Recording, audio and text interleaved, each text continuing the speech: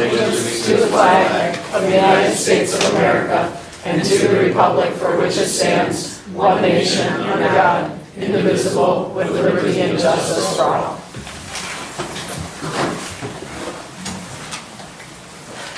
It's nice to see all these students here this morning. Today's prayer, the Lord speaks to us. Always pray to have eyes that see the best in people, a heart that forgives the worst, a mind that forgets the bad, and a soul that never loses faith in God. Amen. Good morning, Commissioners. Good morning, ladies and gentlemen. Does anyone have an item that they'd like to make a public comment on that's on the agenda? Anything that's on the agenda? Okay, thank you very much. Moving on to item number 2, on May 20th, 2026, I approve for Water Resources the promotion of Matthew Taylor to the position of Equipment Operator number 2353 at the rate of $27.38 per hour to be effective May 24th, 2026, with a 30-day determination period followed by a 90-day probationary period. And that's it. Thank you. Thank you.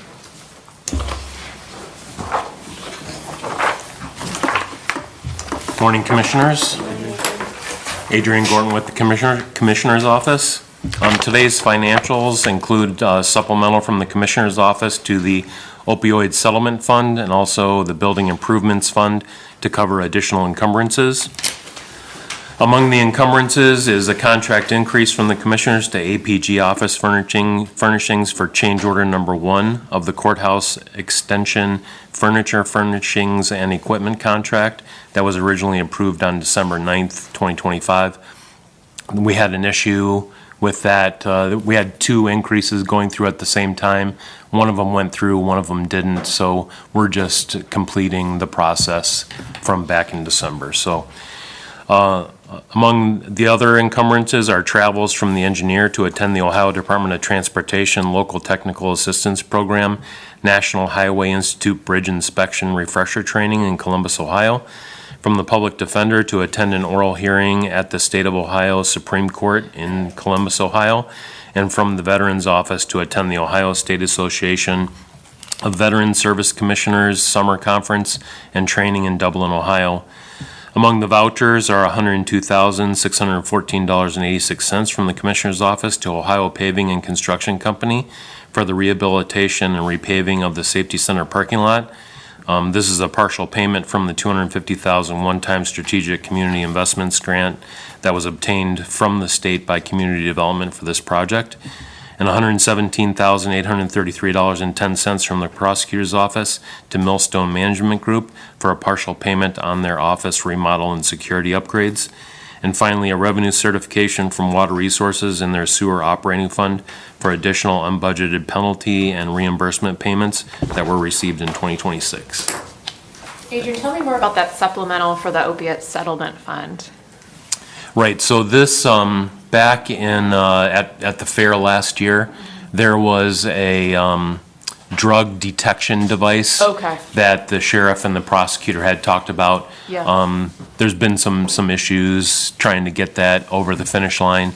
So the appropriations that I had set up last year had never been used, and they were not reset up this year. So I'm just queuing those up so when we're ready to make the purchase order, it's there. Okay, so we're expecting that to happen shortly? Yes. Okay, very good. Yes. I'll move to approve the financials.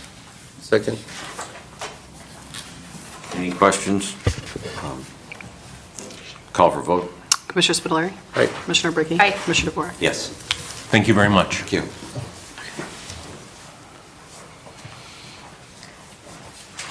The Commissioner's Office is requesting the Board approve and execute resolutions recognizing the 4 schools from Geauga County that had teams who participated in the 2026 Northeast Ohio High School Area 2 Envirothon, including Berkshire High School Team A, Cardinal High School Team Dirt Munchers,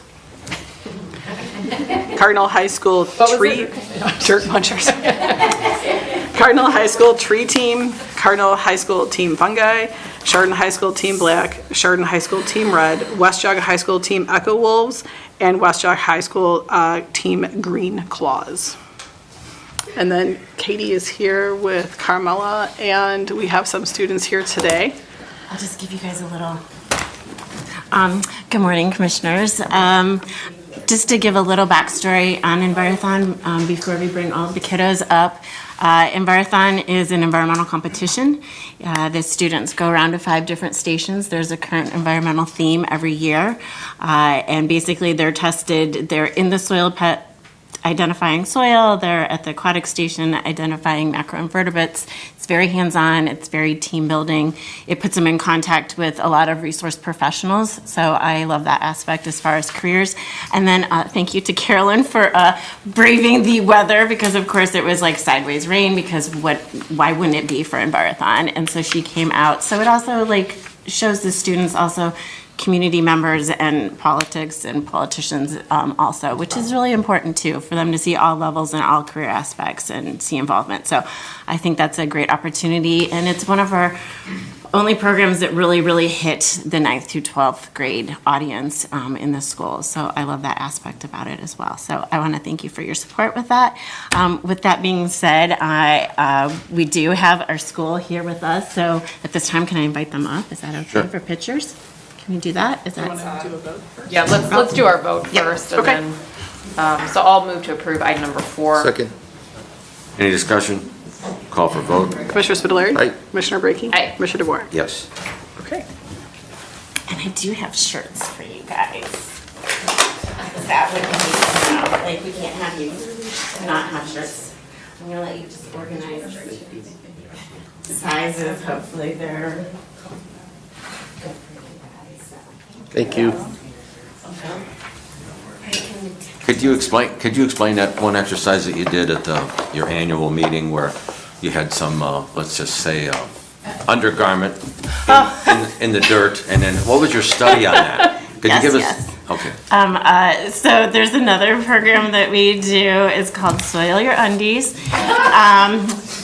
And that's usually the response that we get with kiddos. So soil isn't always exciting to talk about, right? So there's a program called Soil Your Undies because in 1 spoonful of soil, there are more microorganisms than there are humans on Earth. So in healthy soil, if you bury a pair of cotton underwear, it's going to be gone, right? They're going to eat it. The only thing you're going to be left with is the plastic. So there's a program that we do in the fall that I always call it the wrong thing. Kamala's going to, Geauga Know and Grow is what I want to call it. Anyways, so the kiddos come out and we do a program with them on that, and the classrooms get a pair of underwear to take home and bury in their schoolyard, and then dig it up 40 days later and see how healthy or unhealthy their soil is. How many So, days later? 40. 40. There's no real science, but about No. that, yeah. Yeah, and it's just interesting to see, and the kids like it, right? It gets excitement, like, yeah, here we go. A while back, you had a pair of those hanging out in the case on the 2nd floor. Yes, we've had them in the display cases with all the different. As a parent, I feel like this would be a good activity for us that have our kids home from school now for the summer. That you could 100%. you could start it in the beginning and see how healthy your soil is before they go back to school. Yeah, and it's just interesting, like, even in your yard, if you plant it, bury it in the front in a pair, and then you do it in the back, it's gonna be completely different. All right, it's so I'll just try. neat. I'll give you Please let me an know. update Yeah. on. Yeah. Any other questions? Well, I was going to ask about Yes. the 2 teams that advanced to states. When is Yes. states and Okay, so know I anything totally about missed that? that. So pretty excited. Geauga had a really strong presence this year. So we had 8 teams, 4 schools participating, and then West Geauga placed first and second. So they have 2 teams going to state, which is actually June 1st, 2nd, and 3rd. And so I'll be down there next week for that. where is it? Columbus? It's at Steubenville at St. Franciscan University. And so then the top team from Ohio moves on to the national, which is in Mississippi this year. So, and just a plug to Ohio, we hosted the national a couple of years ago. So, and Geauga was represented on the host committee. So, Nice. yeah. Any other questions? I feel like we should ask you something because we're still signing. Oh, They're no, still you're signing. good. I could talk all day, right? I mean, Yeah. Why don't you talk about some of your programs you use for the younger kids in the county? Okay, well, we'll talk about apples, right? I mean, I know the commissioners, that's the favorite one. So another program that we do. Thank you. Yeah, you're welcome. It's called Planting the Seed to Read. And it's a book that basically talks about farm to table and all aspect of it. And it's great because it hits on maple syrup, which we are huge here on. It talks about nutrients that plants need. So every single kindergartner in Geauga County gets the book, gets a program and activity, and they get an apple from Sage's or Patterson's Fruit Farm. And then the leftovers come to the commissioners. Or anybody else in the building? Well, yes, yeah. So I walk through, I look like Little Red Riding Hood with my basket of apples, and yes, so if you're walking in the building, you usually get asked if you want an apple. So I leave extras behind with the school, with the staff, and then usually Patterson and Sages are pretty generous, so I usually have a large amount back. So yes, I bring them and share. So that's one of our programs that we do, and I'm super thankful for the board and for you guys for supporting that, because the books aren't cheap, but the kids' faces light up because I tell them I have 3 surprises, and so I read the story and then I'm like, how'd you guys like the book? They always liked it, and I was like, how would you like to have your own copy? And that's like, reading is so important, so it's a really fantastic book. So yeah. What other educational programs you do for like the Geauga Trumbull solid waste? Yes, so I wear a couple hats. My other hat is I'm the educator with Geauga Trumbull Solid Waste, and that was a busy spring, obviously, with that. So I do a program with the kiddos with that one where we read a story all on recycling, and then they make a craft, and it's a recycled flower, so it's made out of newspaper strips and buttons and pipe cleaners, and it's really good for fine motor skills, and the kids love that too. But unfortunately, when I do that program, sometimes it's my repeat customers with Planting the Seed to Read, and the kids are like, do we get that book too? No. Do we get a snack? Yeah, we do. Do we get a snack? So yes, because so with Planting the Seed to Read, there's a educational snack. There's a company that has crackers, and each cracker has like produce on it, and then there's like a complete activity book that comes with like educating about our different crops. So it's a pretty awesome educational snack. So yeah. And then we have all sorts of adult program too that we do. I don't wear that hat, but my coworker does. So we're pretty busy, and I'd have to say we all enjoy it. So that's a plus, right? Well done signing now, if we want to do a photo. Bring them up. Yeah. Yeah, bring them up. Okay. All right, kiddos. You can figure out which one's which.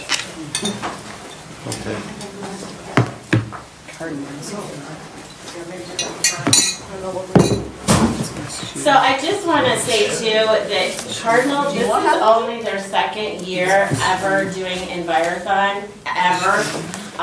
So I was pretty excited when they did it and competed last year, and so they did really, really good.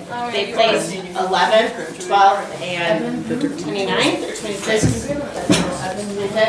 Here, let's make some room for you guys. Let's do it right in front of the table. Here, I'll move these really quick.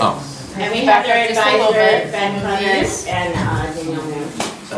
Sorry, this thing's not very friendly. But yeah, why don't you guys center on the table? There you go. Are you guys seeing this team? Yeah. Really, really hot. Guys, if you're covering your faces really hard.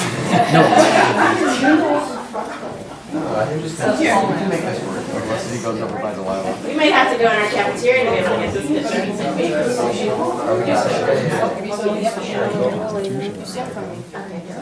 Can you get it, Christy? Oh, yeah.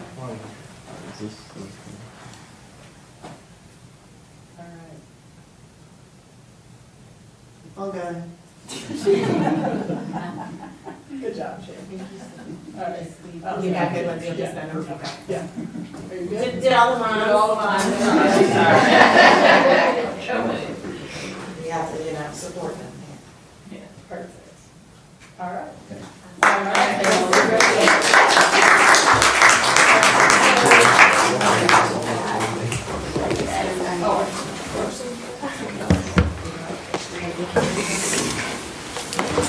very much, Commissioners. No, thank you. Okay.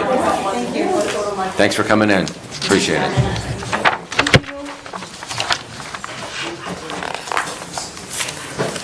Morning, Adrian. Morning, how are you? Good, buddy. Good. Here you go, make sure you got the mics. Good morning, Commissioners. Good morning. Good morning. Blamer from the Geauga County Airport. Chris Schloss from the airport.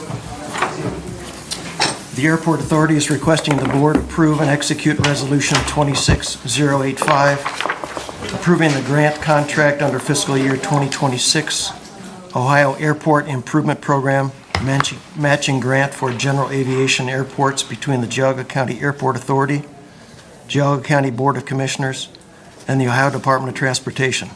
Office of Aviation to construct T-hangar 59 feet by 218 feet, ODOT project number B2661 at the Geauga County Airport, and authorizing the President of the Geauga County Board of Commissioners to execute the grant contract on the board's behalf. This motion was approved on May 12, 2026, pending prosecutor approval of the grant contract. And we received that prosecutorial approval, is that correct? Yes. Okay. So do we, I mean, we shouldn't have to do anything then, right? 'Cause Well, it- you never signed the actual resolution, because it was all pending prosecutor approval. So we need to actually do the resolution, and that gives them the authority then for the next one, yes. Okay, so we don't need to do anything for this one, we just need to sign it, but number 7, we do need to. Well, it has a different number because it was a different date. I understand. Okay, so we do need a motion for number Please. 6? Correct. So, yes. All right, so I'll move to approve number 6. Second. Any discussion? Call for a vote. Commissioner Spitaleri. Aye. Commissioner Brackey. Aye. Commissioner DeWark. Yes. And then the next action then is to just authorizing the president of the board to then execute the grant agreement. Is there a motion on number 7? I'll move to approve item number 7. Second. Any discussion? Call for a vote. Commissioner Spitaleri. Aye. Commissioner Brackey. Aye. Commissioner DeWark. Yes. Thank you very much. Thank you very much. Thanks for coming in.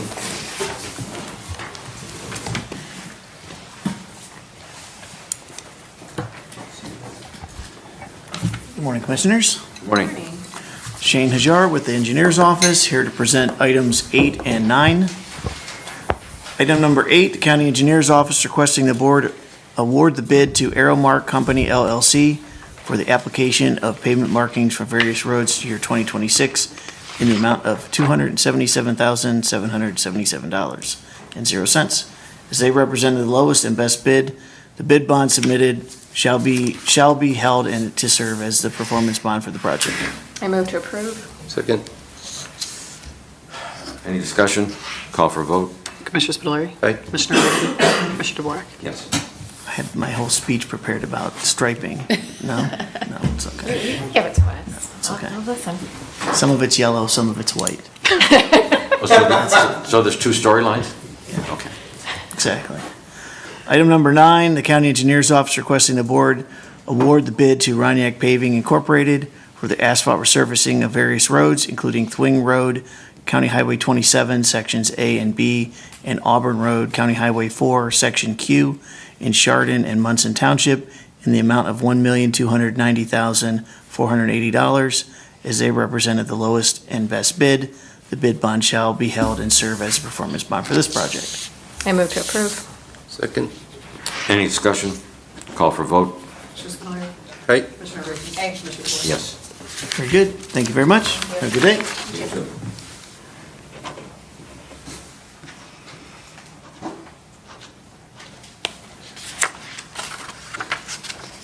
Okay, I will take probate juvenile court. Item number 10 is requesting the board approve and authorize the president of the board to execute the amendment form, fiscal accountability attachment A, page 2, amendment number 2 to the FY26 Department of Youth Services reclaim grant to amend budget allocations based on fiscal year-to-date expenditures to ensure necessary funding availability for the remainder of the grant period through June 30th, 2026. I move to approve.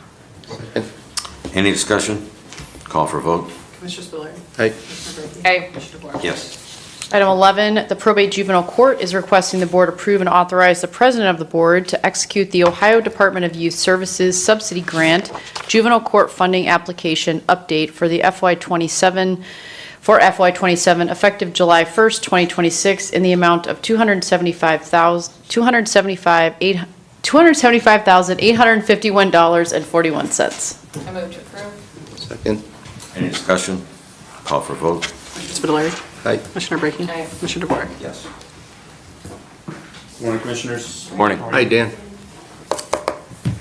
Dan Spada from the Building Department. Building Department is here to request today for permission to advertise to hold 2 public hearings as required through the ORC pertaining to permit fee schedules. Public hearing number 1 will be held on Tuesday, June 16th at 2026 at 10 a.m.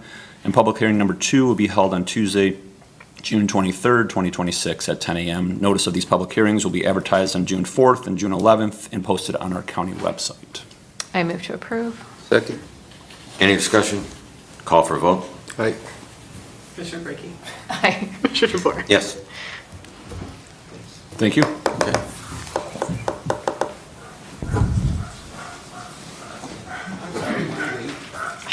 No, you're almost on time. Boy. We got kids and dogs today. Perfect. I'm like, I hear that dog coming. The dog is breathing heavy. Good morning, Elaine Malkamaki, Community and Economic Development. I am here for agenda item number 13. The Department of Community and Economic Development is requesting the board approve and execute the subordination of mortgage between the Geauga County Board of Commissioners and Farm Credit Mid-America, FLCA, in regard to the revolving loan fund loan for Great Lakes Growers Realty Holdings, LLC, from June 2018. This was, we came with Mr. Bonner from Great Lakes Growers on May 5th before you to talk about the subordination. It's a $5 million project, and it's going to create 12 new jobs. So he'll have 40 total employees after this is all built. And it's a 50,000 square foot greenhouse that he's building for a total of 5 acres. And it's power and infrastructure for 4 more acres that he's doing with this loan. So, and we would be 5th in line behind 4 Farm Credit Mid-America other loans. And we're 4th in line now? We're 4th in line now. Okay, so we're yes. going to number 5. We are. And just for someone that's, tuning in now, what's the consideration? What do the commissioners get in exchange for becoming further behind in the loan? We have we are subordinating one of the loans, and that loan right now has a payoff of $78,000. So we collect interest on those loans, but other than that, with the new jobs, we're doing good with 12 new jobs. The property taxes that we'll receive for that, so Yeah. trying to get there. Yeah, no, that's all right. That's all right. Right. So that's what we receive in exchange. Yes. I mean, our ability to collect is decreased by being further down in line. Correct. Although it seems like this. It'll be behind almost $15 million. It's a $15 million appraisal, and right now he'll be about $9 to $10 million. So we're not worried about collecting. Seems He like always pays. He's been consistent Yes, in his payment yes, terms. So yeah. so we'll we get more jobs for the county, More and then jobs, also property higher tax. property taxes Sure. will increase. Yeah. So I'll make a motion to approve item number 13. Second. Any discussion? Call for vote. Aye. Aye. Yes. All right, thank you.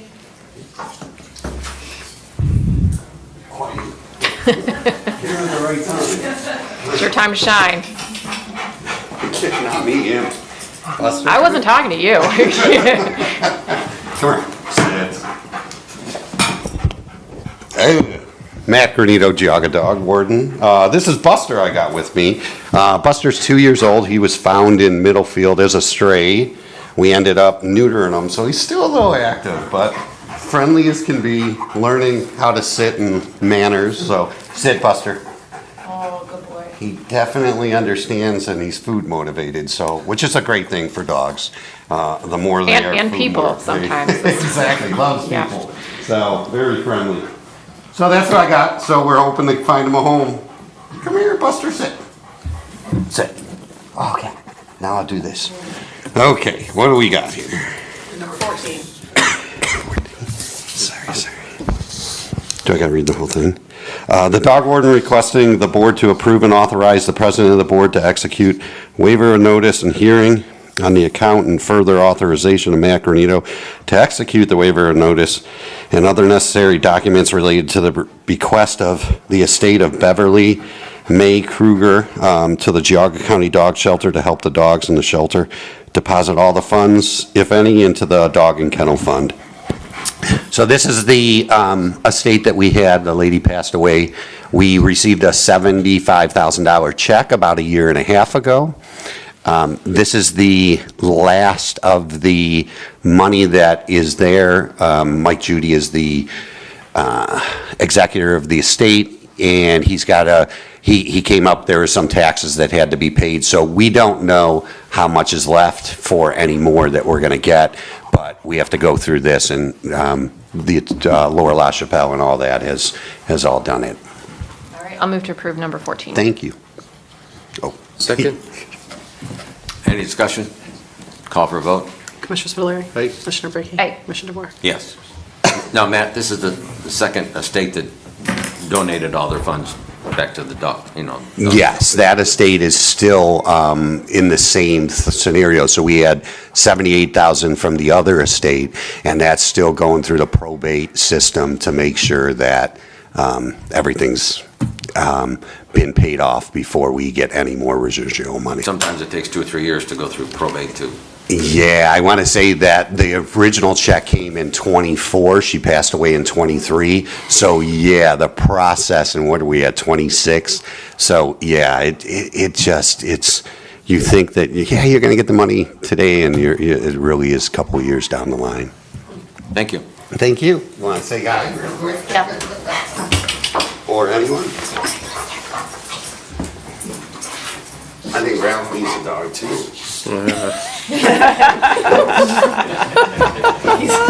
This dog needs a walk. Come back between budget hearings when I need to stretch my legs. I'll take Buster out. Oh, he loves you. Oh, I like him too.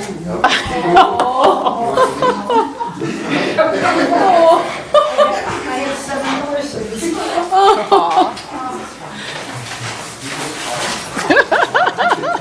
All right, guys, you gotta follow that. That's what I was about to say. Like, It's always bad. You really trying to challenge JFS now that Yep. you gotta follow the dog warden? You should have brought a child. You really want me to do that? No, I guess probably. Well, the last time I think I was up here and he brought a dog, my staff ended up adopting that dog the same day. Oh, really? Yes. Oh, that's awesome. Well, you know, the last time, not before now, is when we had the kids that had signed on to the military, and one of the military families that was here actually ended up adopting the dog that he brought to session. So this has actually been a very effective adoption. It's really just because I like dogs, and I once jokingly asked Matt to bring a dog to session, and now he keeps doing it, and I love it every time. So, but it's actually, I think it's actually been an effective tool. Oh, absolutely. That's actually happening. No, it's amazing. So I know we submitted a resolution for you guys to recognize today. And it seems like the spring, whether it's child awareness, adult awareness, but it's all very important. And so we're here to ask the board and approve to execute that resolution recognizing June 2026 as Elder Abuse Awareness Month. Christina Miller, one of our really incredible social workers, leaders within our agency, who does incredible job, has been recognized nationally as just a leader in the area. I asked her just in addition to the resolution, just to talk. I think it's important sometimes to just talk a little about what we're doing and what we're recognizing in the community. Geauga, I mean, I know in general the country is aging, but Geauga especially is an aging community, and so I just asked her to come and prepare some information for you guys to understand, and just for the public to understand what we're dealing with right now. So if you would welcome that, I'd appreciate it. Thank you. Good morning. So I'm here to talk about Geauga County Adult Protective Services and the work we do for our community. For Geauga County, it's myself and 2 staff, caseworkers, Alex Koppel and Amy Tressler. Our primary job is to investigate reports of abuse, neglect, self-neglect, and exploitation for those that are 60 and older in our community. These investigations include those individuals who have physical and/or mental impairments and who live in an independent living situation. In 2025, we investigated 134 cases. Of the 134 cases, 75 were investigated as self-neglect. That pattern continues to be, over the many years that I have been supervising this program, self-neglect is the highest that we investigate. We have seen an increase in referrals for exploitation, almost coming in daily at this point. I think that has to do with the ever-evolving scams that we all get mixed into, but it just seems like there's a new one every day. So we are seeing an increase in that. When we do investigate exploitation, we do work in conjunction with law enforcement. Our job is to make sure the client is safe and their needs are met, while the law enforcement does the criminal aspect of it to see if any money can be recovered, if there could be any charges pressed, things like that. It has been really difficult to recover money lost. Typically, when our agency is getting the referrals, it's been a large lapse of time. And I've been told by our law enforcement partners that basically if we can't get it within about 24 to 48 hours, the money probably can't be recovered. So that just has to do, I think, with a lack of structure and reporting from some of the bank financial institutions. Our staff work very hard to help our clients age in place. That's our primary goal. We do so by utilizing the local resources that we have here to help mitigate those. In some cases, we do involve the Geauga County Probate Court when we need further intervention and oversight to help ensure the safety and try to rectify the concerns that come before us. We collaborate with our community partners. We have many of them, but to note, Department on Aging, law enforcement, home health care agencies, hospitals, and many others, so we can assist in meeting our clients' needs. Our staff consistently strives to consider self-determination of older adults while also considering any imminent safety risks. Older adults do have the ability to make their own decisions, and at times the agency must allow that to occur despite what we may think or what loved ones or other community members may think. We rely on treating physicians in the community to help us determine when someone's decision-making may be impacted so that it can help guide our case direction. We have a multidisciplinary team that meets quarterly called Geauga Aware, where we discuss new services and challenging cases. In addition, we offer presentations routinely to our community partners so we can ensure they understand what we do and what barriers and limitations we have. For this year, for June, our event is going to be the Dementia Experience, which we have a flyer of here. It's going to take place on June 1st, and it's going to be a 15-minute interactive experience for people to go through to see what dementia might be like, or what the people who struggle with dementia might be experiencing. If anyone would like to sign up, there is a link on here, or they can reach out to me and we can get you signed up. I want to thank my staff and all our community partners for the work that we do to keep our older adults safe, and I want to thank you guys for allowing us the time today to talk about what we do. You touched on this a little bit, but how have these statistics changed over time? It seems like there's more exploitation maybe now of our seniors than before, but what are you seeing over time? Yeah, so self-neglect still is the primary thing that we investigate. That really has to do with a lot of our older adults that are isolated, may not have a lot of support system. Self-neglect is when someone's not meeting their own needs, and so there's no one else responsible for them. We have seen an increase in exploitation referrals, but one of the criteria is they have to have a physical or mental impairment. And unfortunately, those referrals come from the fraud department mostly at the banks, and they don't have that information. So it's a little hard for us to get involved in some of that. But we do refer all exploitation referrals to law enforcement, so that if we can't do anything, or if there's anything else going on in the home that we think another entity could be involved, we do that if we're not opening the cases. We still see neglect and physical abuse and emotional abuse, but self-neglect is the primary concern we've had here in the county since I've been in this position. What are some things people may spot in the community to know that there's something that's awry with a senior in the county? Yeah, so a lot of times with the self-neglect referrals, home conditions is a big one, hoarding, uncleanliness. You're also looking for their hygiene. Has their hygiene become an issue? Is it poor? Are they not taking their medications? Have they withdrawn from their support system? There's a lot of things we look for. We're just really looking for, when people call in, what are the concerns and how might that individual be impacted and what can we do to assist them in our community? And if someone has a concern, who should they reach out to? So they can call our agency at Job and Family Services Monday through Friday. It's our main number, 440-285-9141, or we are available after hours through the Safe Line. And so we take reports 24/7. You wanted her to get that in. I had to didn't you? consciously make an effort to say not Oh, copious. you got it. Safe Line, yeah. Okay. Yes. I yes, thought- wasn't- will be very happy. I was not prepared for that one, so I had to really think I about thought it. there was like did some it. kind of challenge where Gina wanted you to sneak it in. No, I had to stop myself because I didn't want to say Copeland just in case. No, and it's just, the thing is, I mean, child abuse, yes, but even more than child abuse, this adult protective services, again, a lot of the stuff that happens is in the shadows.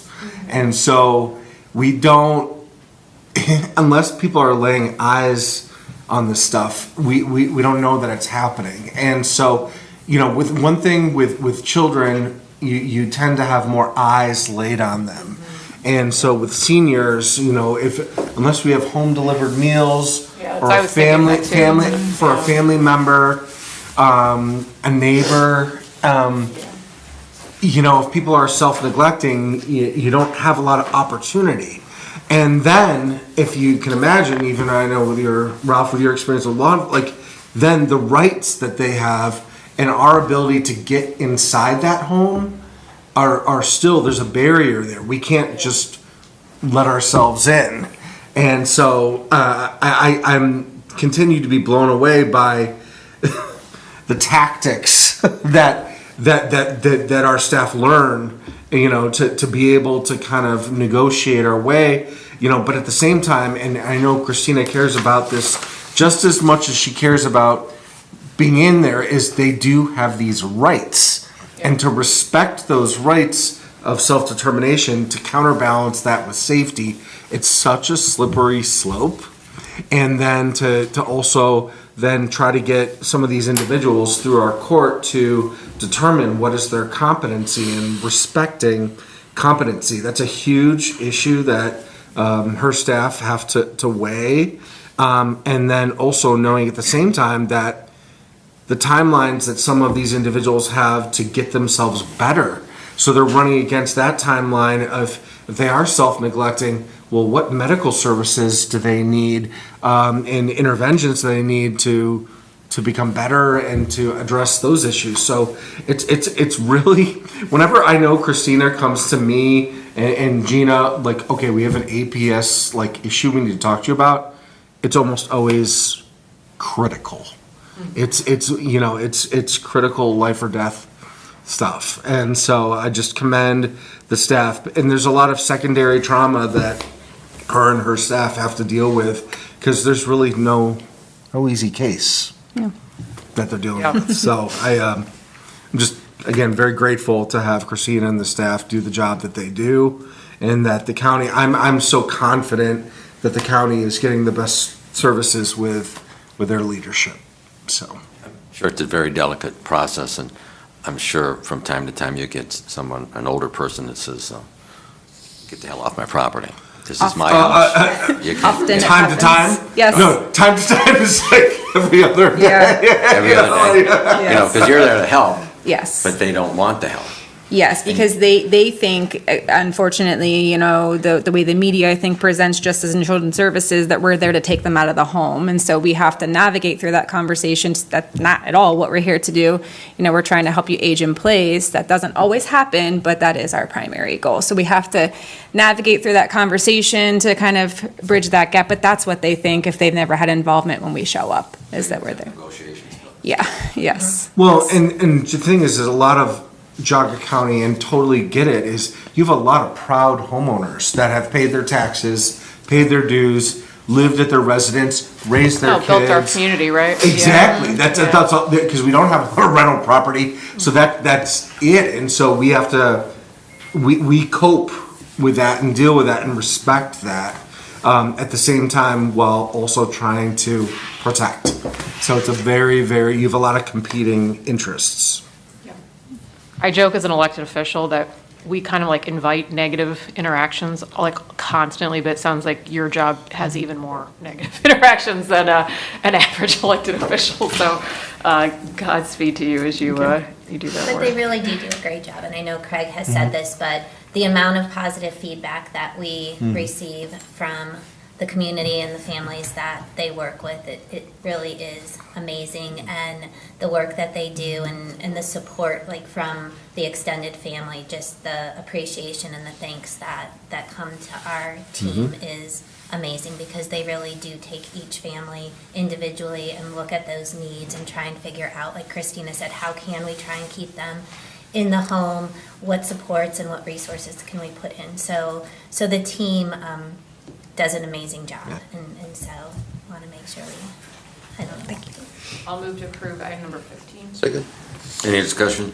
Call for vote. Commissioner Spiller. Aye. Commissioner Brady. Aye. Commissioner Moore. Yes. Thank you. Thank you. Yeah, and we'll just leave like the flyer. We had a couple stickers for June 15th is actually like the day, and I hope.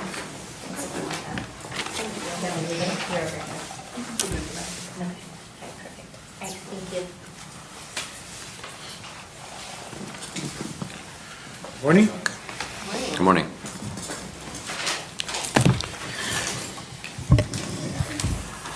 Charles T. Maintenance Department. I have items 16 through 21 on the agenda. The first one is item 16 is a change order for the West Geauga Senior Center generator installation. During the shipment of the ATS switch, it was damaged, and it had to go back to the manufacturer for repair. They are going to have it for about 4 to 6 weeks. We're going to get it back around June 12th, which is the original contract substantial completion date. So we have to extend the contract about 35 days in order to complete the project. So the maintenance department is requesting the board approve and execute change order number 2, increasing the contract with VL Chapman Electric Incorporated for the West Geauga Senior Center MSI wastewater treatment plant dedicated generator installation by extending the date of completion 35 days through July 17th, 2026. I move to approve. Second. Any discussion? Call for vote. Aye. Aye. Yes. Okay, item number 17 is also a change order. This one is with the Safety Center parking lot repaving and one of the trenches, and I sent photos along with it. If you look at the engineering opinion item, the photos on the back of it, there are 4 photos. The 2 at the top is what the trench looked like last year when they did the investigation and they did the design. And the 2 bottom photos, plus I added some additional photos going forward, is what it looks like today. As you see, it has significantly deteriorated in the past year, and we are recommending that it be replaced so that we don't have to replace it in the next year or so and tear up a portion of the parking lot that we just repaved. So with that, the maintenance department is requesting the board approve and execute change order number 3, increasing the contract with Ohio Paving and Construction Company Incorporated for the Geauga County Safety Center parking lot repave for the removal and replacement of a deteriorated trench drain in the amount of $15,074.03 for a new not to exceed amount of $890,677.52. Chuck, when I'm looking at these pictures, can you just, what is in that drain? Is that just? Well, that is debris and dirt. The drains should be cleaned on a regular basis. Okay. This one looks like it hasn't been cleaned for the recommended time. Forever. I mean, it looks like the debris is as high as the drain is, And that right? could be causing some of the deterioration, because in the wintertime, if there's debris in there, the water's not draining, it's freezing and thawing, and the salt gets in there and it sits on there, and it begins to deteriorate at the top. Got it. Okay. So is that going to be added now to like a maintenance I schedule? have discussed that Okay. with my leadership, and they are preparing a preventative maintenance item. That's what, yeah, I mean, I was just trying to figure out what I was looking at in there, because I'm like, that doesn't even look like a drain. Like, I don't understand. It would go through the grate and then there'd be no place for the water to go. Yes, the exits are pretty much covered up with the debris, yes. Got it. It seems like that definitely needs to be replaced. So I'll make a motion for 17. Second. Any discussion? Call for vote. Commissioner Spudler. Aye. Commissioner Brackey. Aye. Commissioner DeBoer. Yes. Okay, item 18, 19, and 20 is all for the courthouse annex roof upgrade project. A few weeks back, we awarded the bid to Architectural Siding, Trim, and Roofing Incorporated. And these items here now is the execution of the contract, execution of the notice to proceed, and execution of the notice of commencement, which is 18, 19, 20. So I'll read through those. The Maintenance Department is requesting the board approve and execute the construction agreement with Architectural Siding, Trim, and Roofing Incorporated, A-Star, for the Geauga County Courthouse Annex Roof Upgrade Project in the amount of $496,604.60. That's $432,604.60 is the base bid, and $64,000 is owner's contingency. The bid bond submitted shall be held to serve as the performance bond for this project. I move to approve. Second. Any discussion? Call for a vote. Commissioner Spudler. Aye. Commissioner Brackey. Aye. Commissioner DeBoer. Yes. Okay. Item 19 is for the same project. The Maintenance Department is requesting the board approve and execute the notice to proceed for Architectural Siding, Trim, and Roofing Incorporated, A-Star, for the Geauga County Courthouse Annex Roof Upgrade Project. I move to approve. Second. Any discussion? Call for a vote. Commissioner Spudler. Aye. Commissioner Brackey. Aye. Commissioner DeBoer. Yes. And the third one is item 20. The Maintenance Department is requesting the board approve and execute the notice of commencement of public improvement pursuant to ORC 1311.252 for Architectural Siding, Trim, and Roofing Incorporated, A-Star, for the Geauga County Courthouse Annex Roof Upgrade Project. I move to approve. Any discussion? Call for a vote. Commissioner Spudler. Aye. Commissioner Brackey. Aye. Commissioner DeBoer. Yes. Okay, and then the last item I have is item number 21. This is a new project that we just received the bids on. This is the Geauga County Courthouse Annex Masonry Restoration and Roof Replacement. This is the rear addition to 215 and 219 Main Street, where we are repairing the brick back there, as well as replacing the small roof area on the addition. This project received 3 bids. I had a spreadsheet there that I included which showed the 3 bids. One of the 3 bids was actually exceeded the owner's estimate by more than 20%, so it had to be eliminated and rejected. So that left us with 2 bids, and the low bid was A-Star. So with that, item number 21, the Maintenance Department is requesting the board award the bid to Architectural Siding, Trim, and Roofing Incorporated for the Geauga County Courthouse Annex Masonry Restoration and Roof Replacement in the amount of $257,047.56. That's $235,845.56 is the base bid, and $21,202 is the owner's contingency, as they represented the lowest and best bid. So we just have to approve the best bid. We don't have to reject that over 20% bid.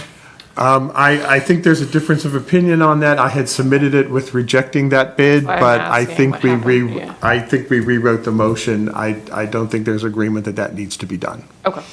I'll make a motion to approve number 21. Second. Any discussion? Yes. This is on the west side of the building, correct? Yes, it is. Okay. Now, is that the section where there's wooden steps comes up, and then there's a door, and then there's old masonry arch? Yes. Are they going to replace all that? Yes, And that's- the parapet wall that's, Yep. looks like a dog's hind leg? Yes. Okay. The parapet wall will be repaired, it'll be straightened, as well as, if you recall, the rear The rear of the wall there, we're going to take out all the concrete. We're going to rework all of the masons so it looks a little more uniform. And so then, will the arch be put back in, or is there Yes, going to be a limo? The arch will be put back in. We did talk about whether or not there would be any cost savings with doing that or not, and there was no cost savings, so they're going to leave the arch in. And it meets all the Chardon City historical Correct. language? Yes. Call for vote. Commissioner Spillier? Aye. Commissioner Brackey? Aye. Commissioner DeWark? Yes. Thank you.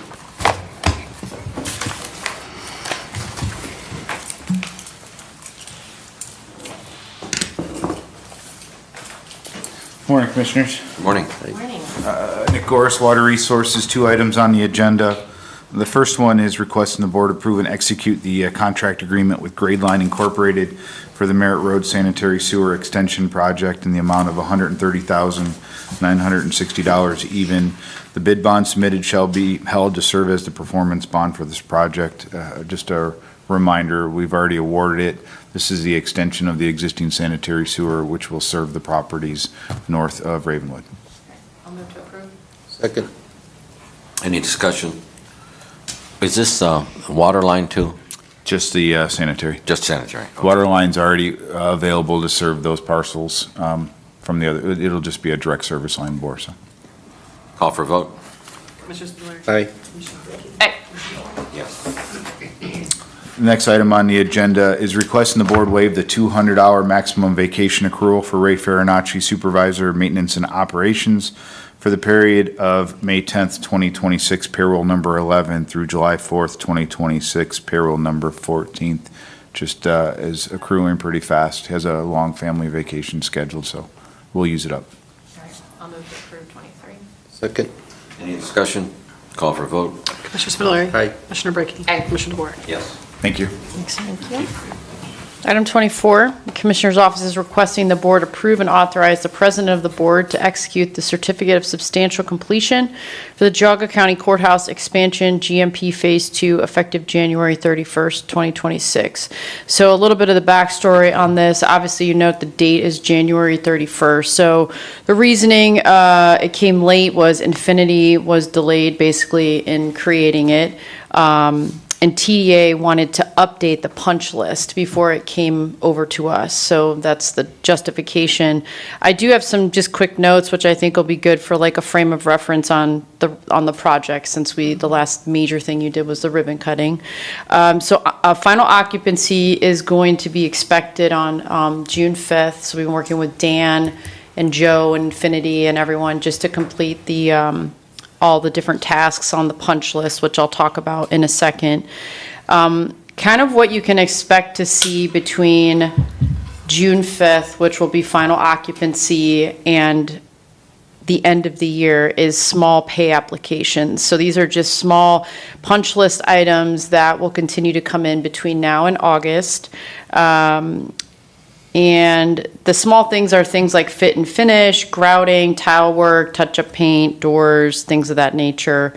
On the 19th of June, that'll be the next thing that comes to session, which is the final change order from Infinity, which will have the coffee and water removed, and also will be money back, any money back that hasn't been expended will come back to us. Also, TDA has a nice video presentation of the ribbon cutting and just the overall project, so I felt like that would be a good venue for them to come in and present the nice work that Ryan has done in putting that together.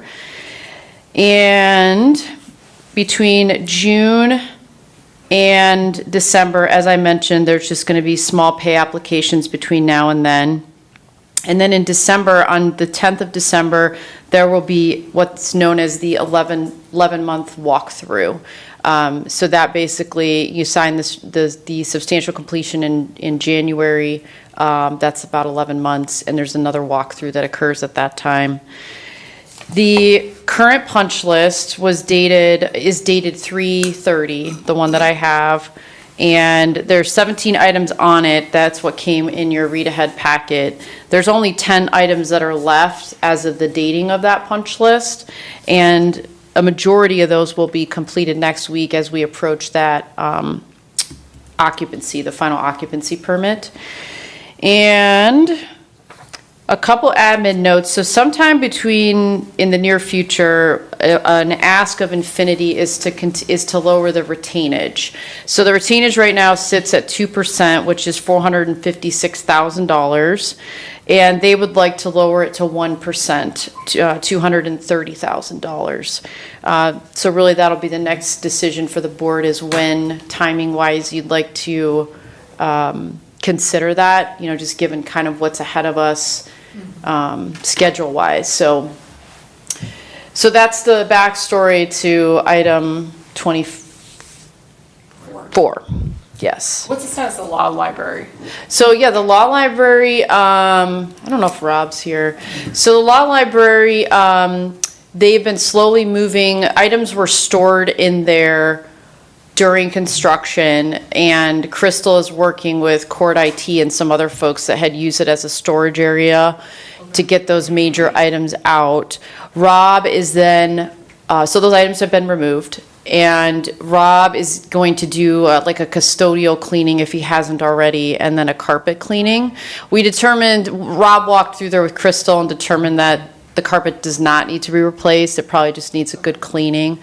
And then Crystal, I talked to her yesterday. She's going to be putting in a ticket with ADP to move all the technology, but it's sort of centered around kind of like that final cleaning. So there's a piece that's really dependent on maintenance to clean that up. And then Rob can help her with, the bread truck or whatever we have to help move the devices. So a little bit of ADP, a little bit of maintenance, and they should be moved back over. So that's going very well. Okay, great. I'll make a motion to approve 24. Any discussion? Call for vote. Commissioner Spillier. Aye. I'm sorry, I didn't hear. Aye. Commissioner Brinkley. Aye. Commissioner Moore. Yes.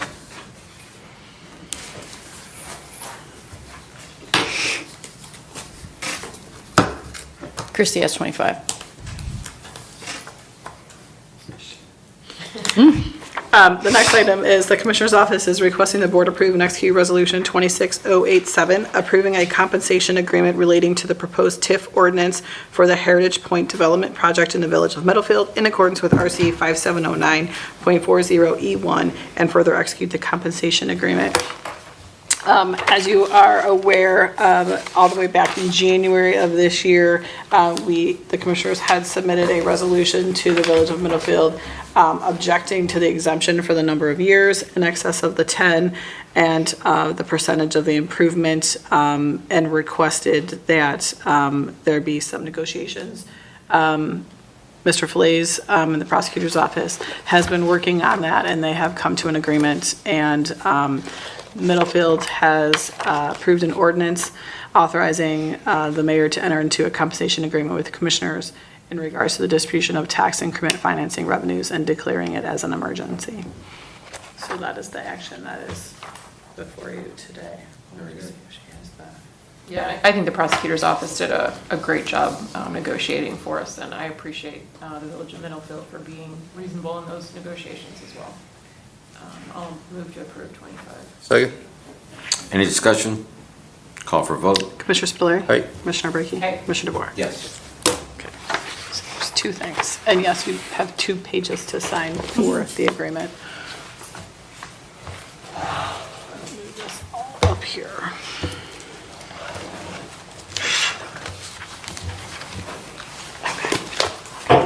Yeah, sorry, I moved your podium.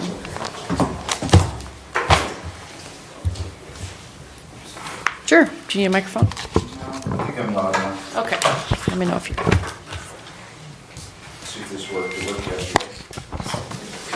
So it captures your...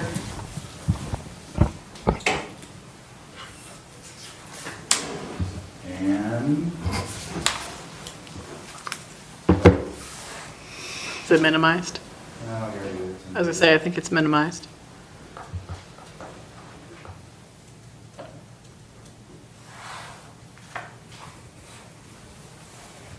There we go. So following in line with the other departments, I just want to give a little presentation about the Department of Water Resources, what the department does, really quick snippets of our of the process. But before I do, I have a little public service announcement, so it's kind of a participation, so I need 2 volunteers. What I have here is a presentation of how, no, it's not that silly. I know, don't do that. It's a public service announcement. Basically, I'm gonna simulate a misnomer that is out in society about flushable wipes. So I need 2 people who are willing to help me with this. Any of the commissioners? I'll do it. You'll do it? Okay. So what I'd like to simulate is, right here, I went last night and I bought a pack of Dude wipes, and it says flushable on them. It says flushable wipes. So I'm just gonna open this up.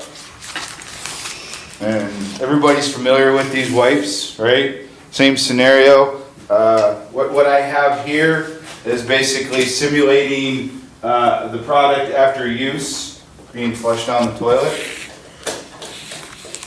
And then the simulation of it being shaken is it leaving your house and then headed down the sewer system. So if you will continue shaking that and on its way to the treatment plant. Keep shaking it. The other thing that I have for you is at your house you have your standard just toilet paper. And this is Costco brand Kirkland toilet paper. Same scenario. I do need a second volunteer. Come on, commissioners. So same scenario. Flush down the toilet. Commissioner Dvorak, if you will just shake that for me. And I will proceed with our little presentation as we're going on. So basically, for what we're doing here, it simulates once it leaves the house, it takes a little bit of time, turbulence down through your gravity sewers, maybe through your pump stations, until it gets to the plant. Okay, so let's talk about the department. Water Resources was originally under the County Engineer's Office in 1981. In December, the department established the Department of Water Resources. We are under the hiring authority of the Board of County Commissioners. We are self-funded. We operate under the revenues generated from the service we provide, right? So between our sewer bills, our water bills, our lab bills, service connections, every revenue that comes in self-supports the entire department.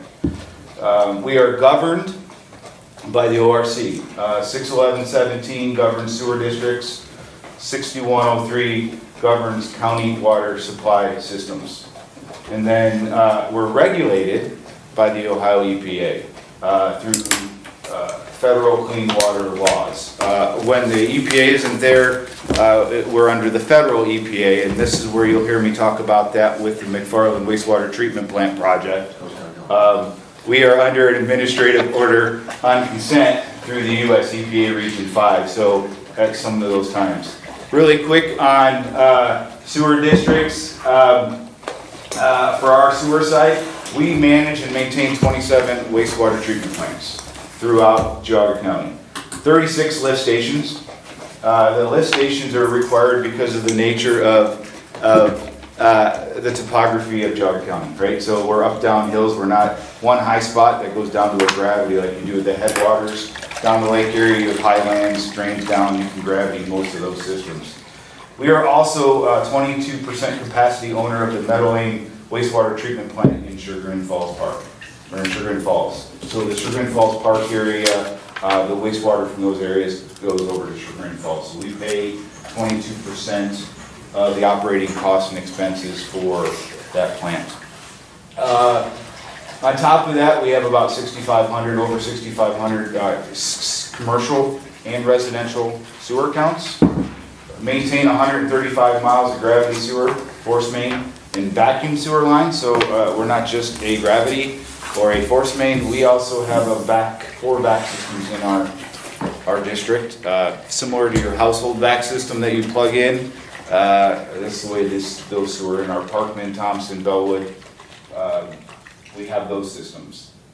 2,800 sewer manholes, over 100 valves for our force main and sewer force mains, covering a portion of 13 townships of Geauga County. The portions we do not cover are covered by public health and septic systems, or in the cities.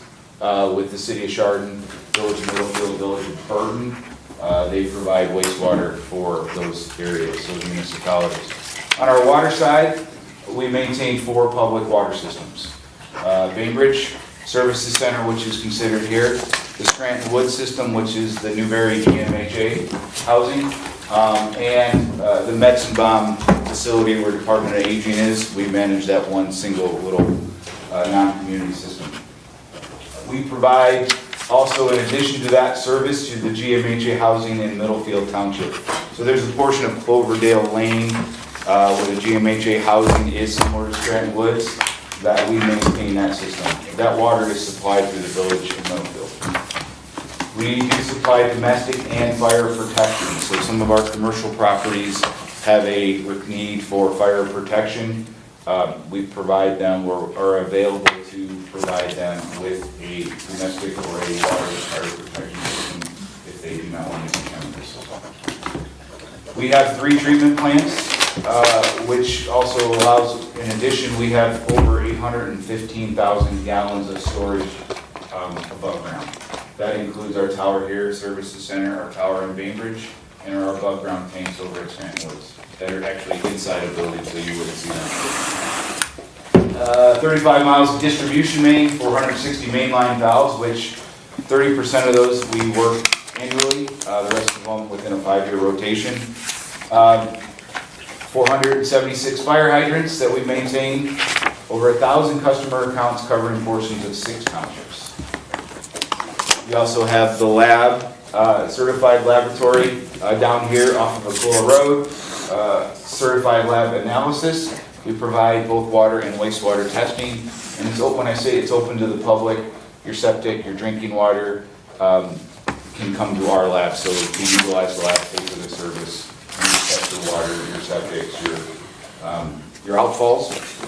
Just for everybody's knowledge, the most requested test by the public is our TCB, our total coliform bacteria, which is basically the potability of your drinking water. Our team, currently 33 individuals. We can go up to 42, so we're a little bit shy based on our org chart. Everybody on our team has some kind of certification, a license through the Ohio EPA, through the state boards. We currently operate 24 hours a day, 7 days a week. And we are on call 24/7 based on water main breaks. So back to our public service announcement. Now that their arms are tired. Just remember, this goes downhill. That goes downhill. Okay. So Commissioner Dvorak had the toilet paper, as you pretty much can see. I'll do it, but there's like nothing in here. So when it gets to the treatment plant, it's pretty much broken down.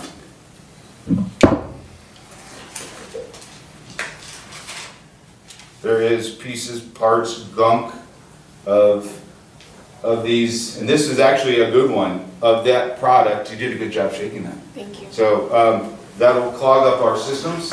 Not only do we, from the wastewater treatment plant, our trash traps will catch some of these. But for the most part, they get clogged. It causes us labor.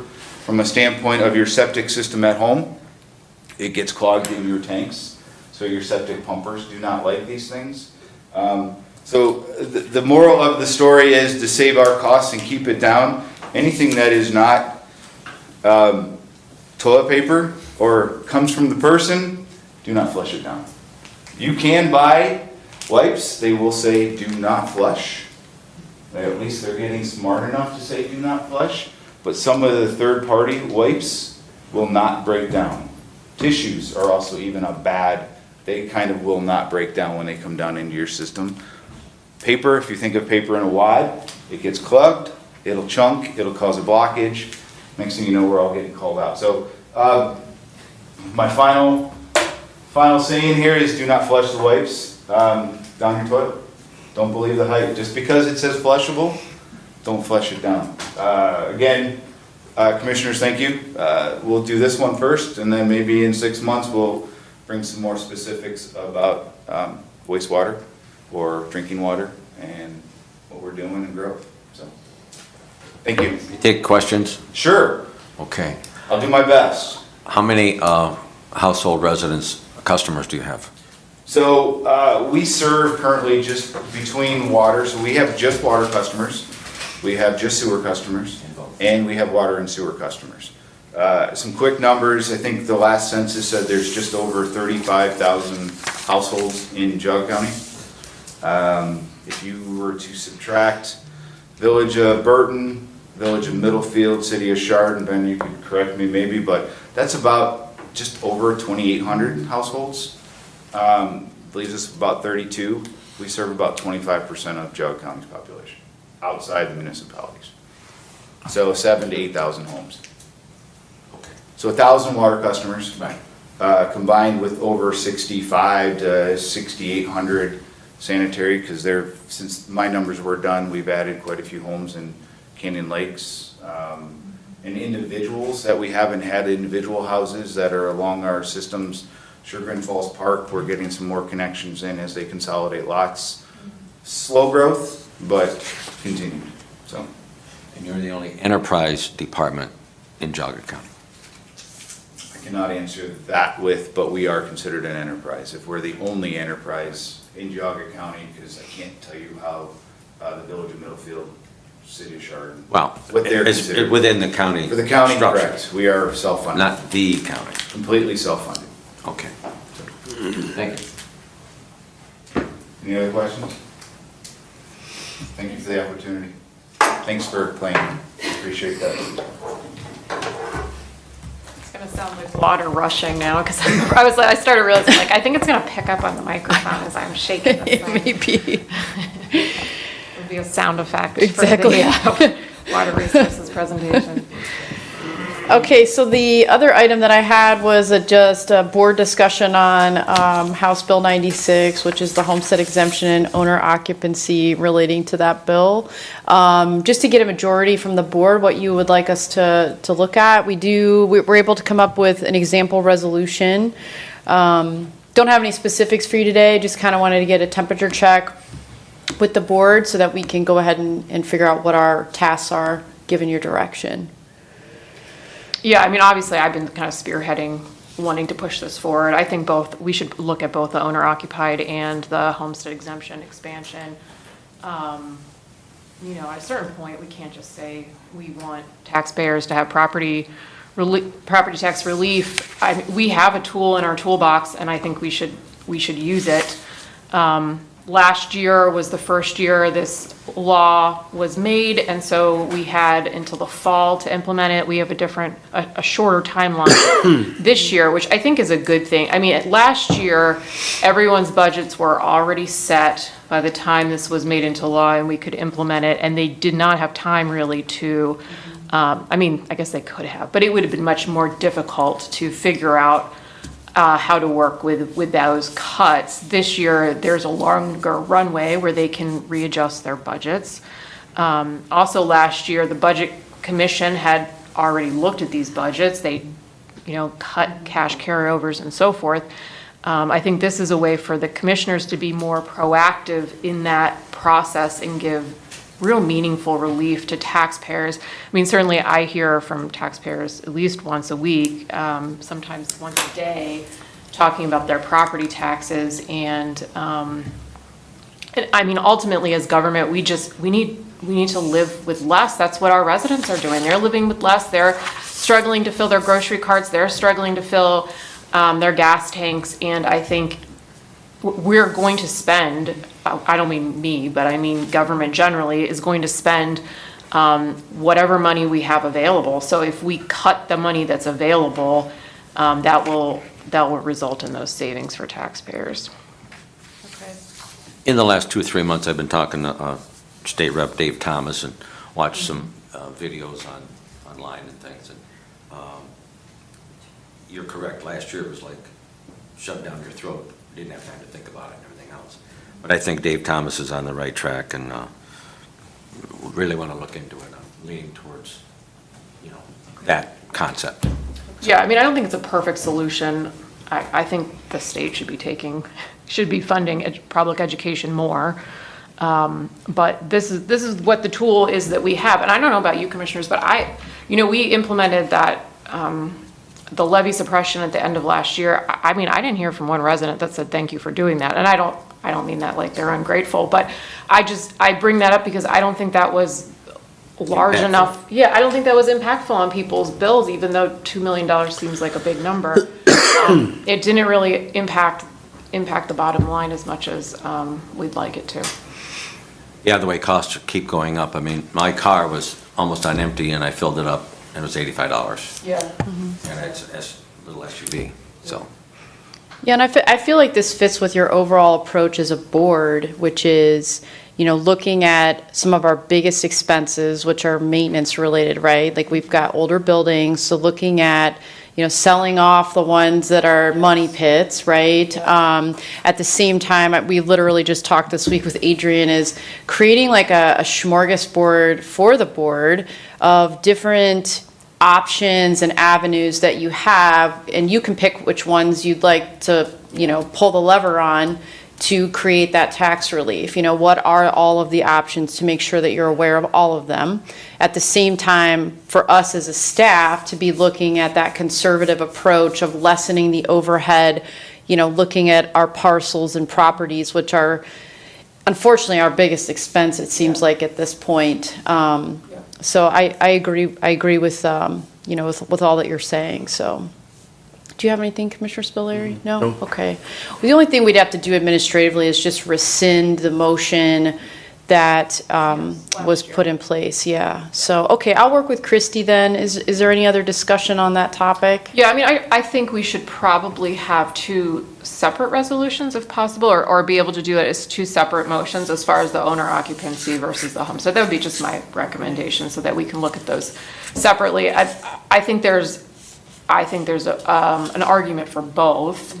Homestead impacts disabled veterans and low-income seniors. It's sort of, the people in our community that it's the most difficult for them to increase their income, right? Yeah. But owner-occupied, those impacts all the residents who live and work in our community. And so that's more broad relief for taxpayers. So I think there's an argument for both of them, but I think it would be good to have those as separate items on the agenda, so that, to the extent one commissioner wants to vote one way or another on another one, that's an option. Okay. Yes, Christy's done a great job. She reached out to other counties to get examples so we can see what others are doing. And yeah, I know Lake County did both last year. Mm-hmm. Okay. Okay, that's all I have on the topic. Anything else for board discussion? I don't think so. Okay. Okay, great. Moving on to item 27, those wishing to make a comment or ask a question on matters of concern, please raise your hand to be called upon. Begin by stating your full name and township or municipality, and you'll have up to 3 minutes to comment or ask a question, and you're kindly asked to refrain from disorderly or disruptive conduct. Any public comment? From the newspaper? Nothing at the moment. Okay. You're happy, we're happy. Okay. Mr. Howard left, so we have no comment today. Hearing none, public comment session is over. All right, and we'll move on to item 28. The Commissioner's Office is requesting the board move into executive session for the purpose of discussing the compensation of public employees pursuant to ORC 121.22G1. So moved. Second. Any discussion? Call for vote. Commissioner Spillier. Great. Commissioner Brady. Aye. Commissioner DeBoer. Yes. It will be myself and Mark Jimison. That's it. Okay, great.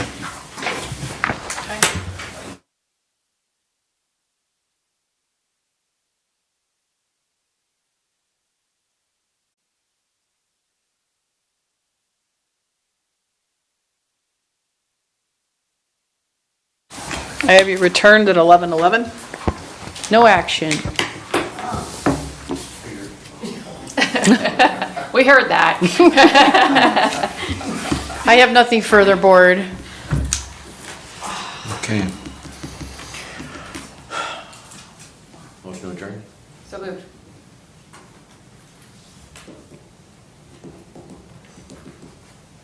All in favor? Right.